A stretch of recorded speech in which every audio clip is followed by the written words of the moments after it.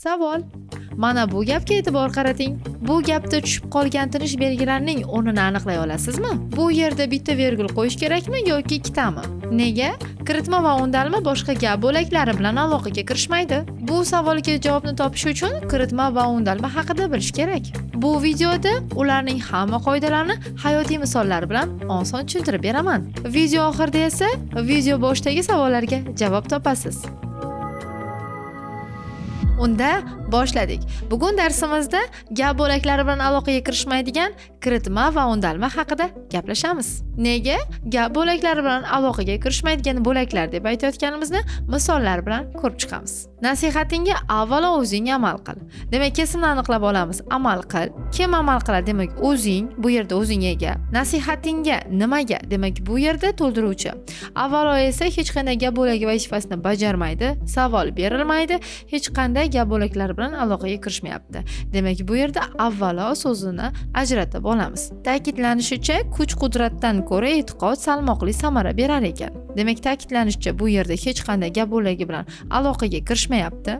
Izzat talablik ehtimol nuqsondir, biroq u qadr-qimmat manbaidir. Demak, bu yerda ehtimol gap bo'laklari bilan aloqaga kirishmayapti. Asli qiyofani ko'rsatishdan qo'rqish, demak, o'zidan nafratlanishni bildiradi.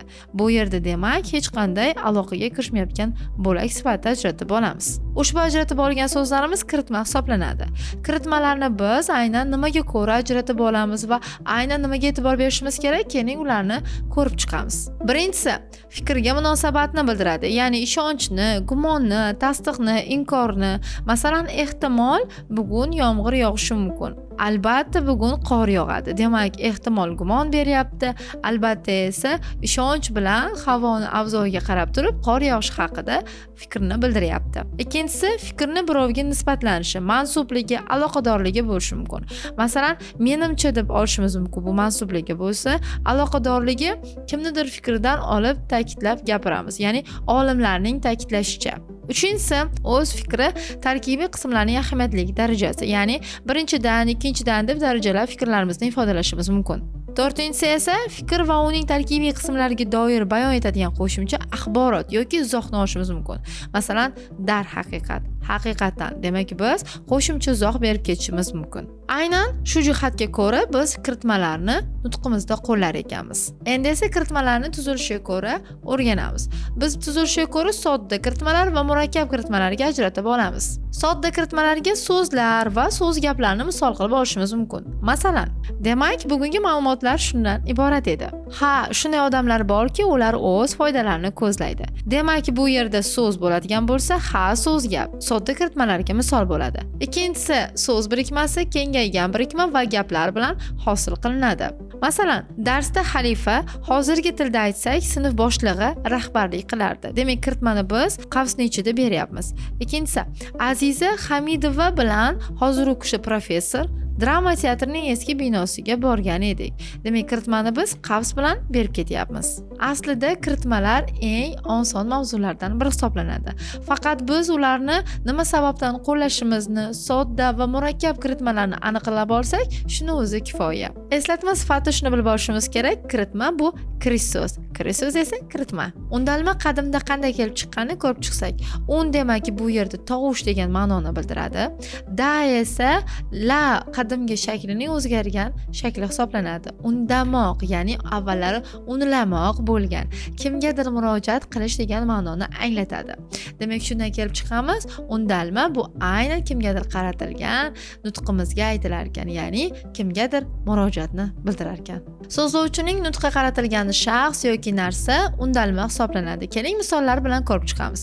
Madina, bugun barcha ishlaringni ertaroq bajar. Demak, bu yerda Madinaga murojaat bo'lyapti. Madina undalma.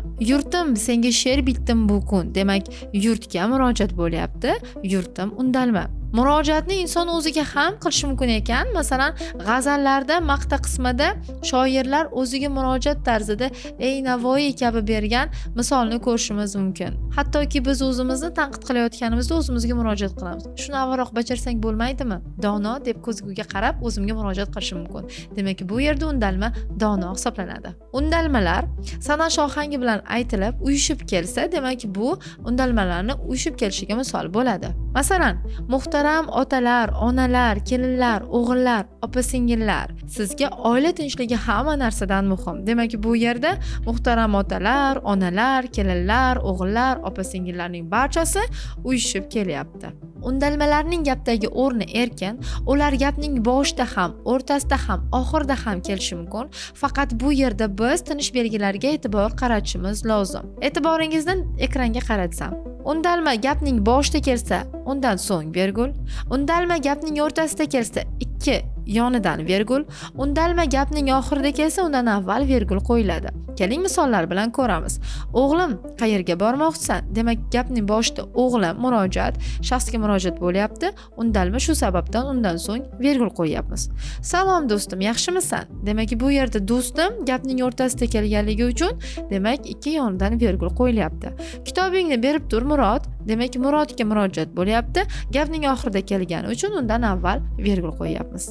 Undalma bir so'z bilan yoki birikma holatida kelishi ham mumkin. Bir so'z bilan kelsa yig'iq undalma, birikma holatida kelsa yoyiq undalma hisoblanar ekan. Qizim, ahvollaring yaxshimi? Demak, bu yerda qizim bir so'z bilan ifodalanyapti, shuning uchun yig'iq undalma. Mening qadrdon dugonam durdona, ahvollaring yaxshimi? Demak, bu yerda undalma birikma holatda. Mening qadrdon dugonam durdona holatida kelgani uchun yoyiq undalmaga olar ekanmiz. Undalmalar va kiritmalar nima sababdan gap bo'laklari bilan aloqaga kirishmaydi? E'tibor beramiz, keling bir misolni olamiz. O'g'lim, qayerga bormoqchisan? Demak, o'g'lim, demak, bu yerda birinchi shaxs egalikni olyapti, lekin bormoqchisan demak ikkinchi shaxsdagi shaxs sonni olyapti. Biz bilamiz, men bilan ikkinchi shaxsdagi san to'g'ri kelishi mumkin emas. Demak, birinchi shaxs bilan ikkinchi shaxs o'zaro bir-biriga moslashmayapti. Demak, aloqaga ham kirishmayapti. Nasihatingga avvalo o'zing amal qil. Demak, avvalo bu yerda hech qaysi gap bo'lagi bilan aloqaga kirishmaydi, moslashmaydi, demak, hech qanaqangi savol bera olmaymiz. Shu sababli biz boshqa gap bo'laklari bilan aloqaga kirishmaydigan bo'laklar deb nom bergan ekanmiz. Keyingi darsni ko'rish uchun playlist ustiga bosing.